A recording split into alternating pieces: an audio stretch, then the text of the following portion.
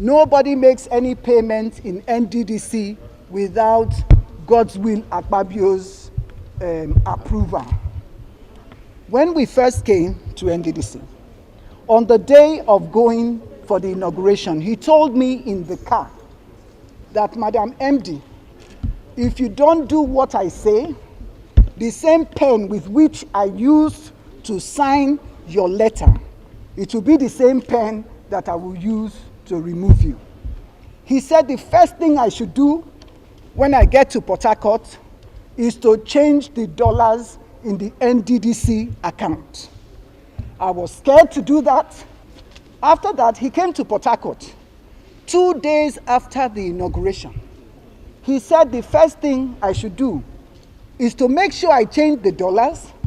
I should remove Mr. Kaltungo from being legal and send him on compulsory retirement, that we cannot have a northerner be the head of the legal team, of the legal unit. He said I should remove all the other directors that refused to take his instruction during the time of Mrs.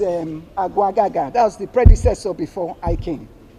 So he came also with a draft, which I've submitted, with a draft letter that I should write and put it on my letterhead, implicating Senator Mwobushi for collecting contracts in NDDC.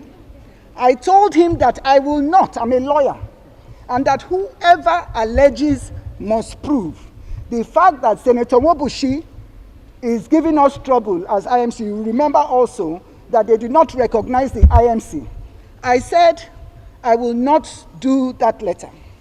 He said I was ungrateful and I refused to do the letter. Dr. Cairo now said that he will do the letter.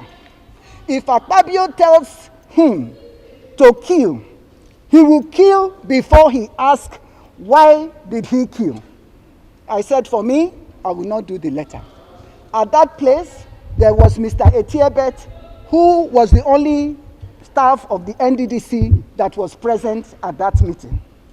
When he finished, he now asked Dr. Cairo to go and send for the letter-headed paper from the office.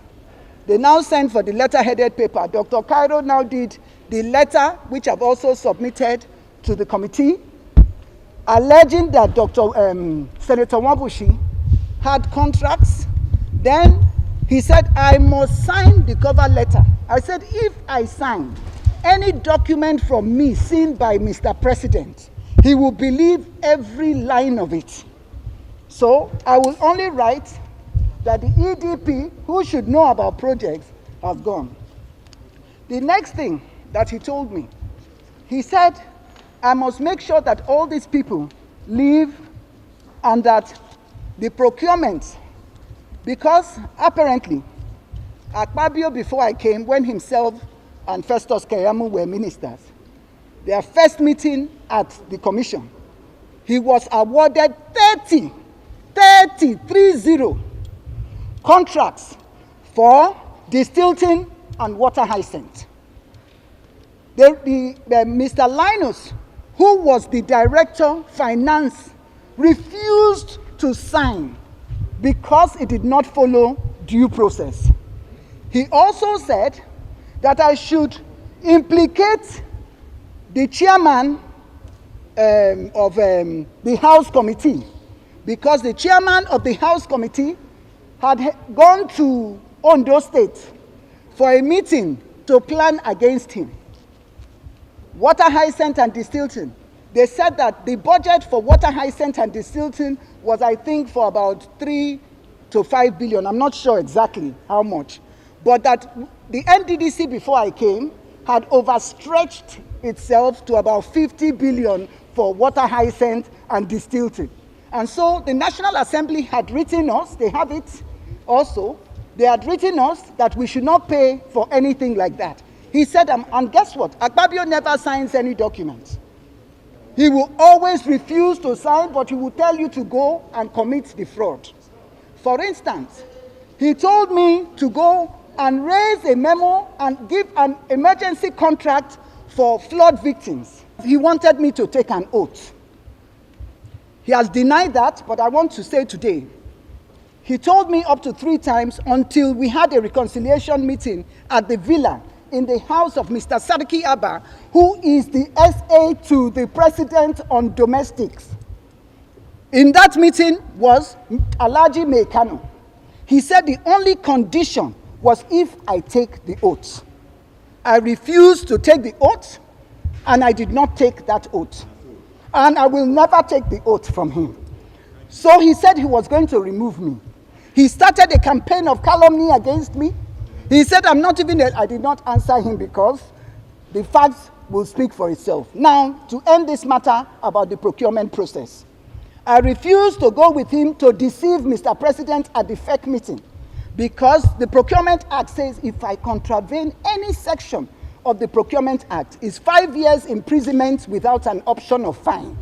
So if I go and say they should pay for the process, if you see, they say it's for 2020 budget. Akpabio went to get the approval from FEC. The 2020 budget has not even been discussed by the National Assembly till today. The 2020 budget has not been passed. However, he lied to FEC, which is the greatest embarrassment in this country, for a budget that has not been passed, for an approval to be given for that procurement. I refused to go because he wanted me to send the money for the procurement to the ministry to implement the forensic audit. I refused. I am challenging him to deny any of these allegations because I have to round up for you people. But all the facts and all that I've said are all written in my document.